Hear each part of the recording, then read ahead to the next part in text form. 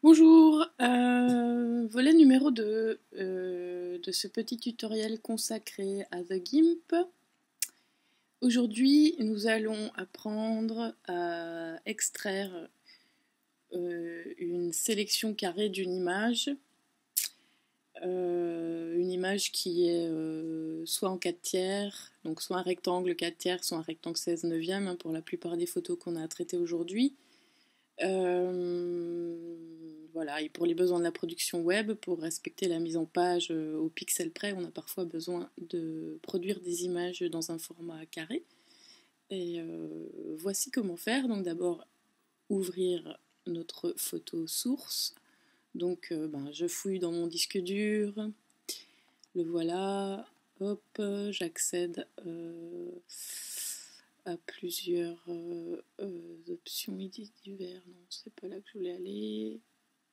Illustration graphique Charlie, voilà mon ordinateur, on va prendre celle-là.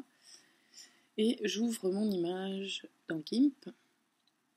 Et donc là, ce que je vous propose de faire, c'est de sélectionner de manière carrée, dans un carré, le petit logo central de l'ordinateur. Donc, CTRL, clic, je... Ah, pardon.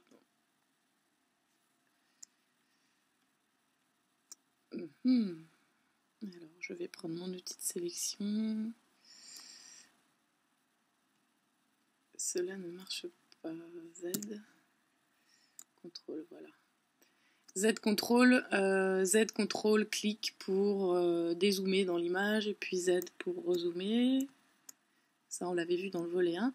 Donc, qu'est-ce que je veux faire maintenant? Je veux faire une sélection rectangle. Donc, dans mes outils, j'ai ici l'outil de sélection rectangulaire. Donc, un carré est un rectangle hein, qui a la même... qui a une hauteur égale à sa largeur. Donc, je double-clique sur cet outil. Et là, j'ai les options associées à l'outil qui s'affichent, dont, alors par défaut, c'est décoché, cette option de proportion.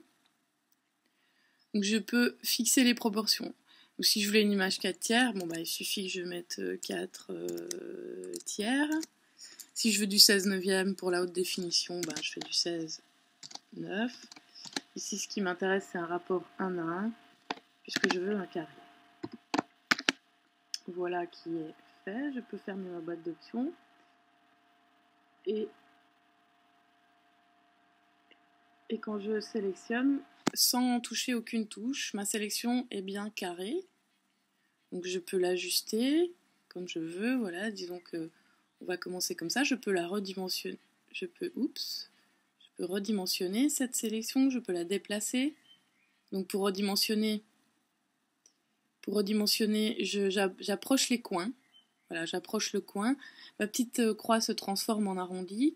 Donc ça veut dire que je peux maintenant jouer sur cet angle. Voilà, hop. Je peux faire ça avec tous les angles. Donc je peux resserrer resserrer ma sélection. Voilà, disons que cela me convient. Et donc maintenant, il faut extraire cette sélection de mon image. Et pour ça, je vais dans le menu Images. Et je demande à GIMP de découper ma sélection. Et voilà mon image qui est carrée. On peut vérifier dans les dimensions de l'image. 472 par 472. Si c'est une plus petite image dont j'ai besoin pour mon site, je peux faire par exemple du 70 par 70 et puis repasser à cette échelle. Hop. Zoom, j'affiche en taille réelle. Voilà. Et j'ai plus qu'à enregistrer mon image comme on a l'habitude de faire. Vous savez faire.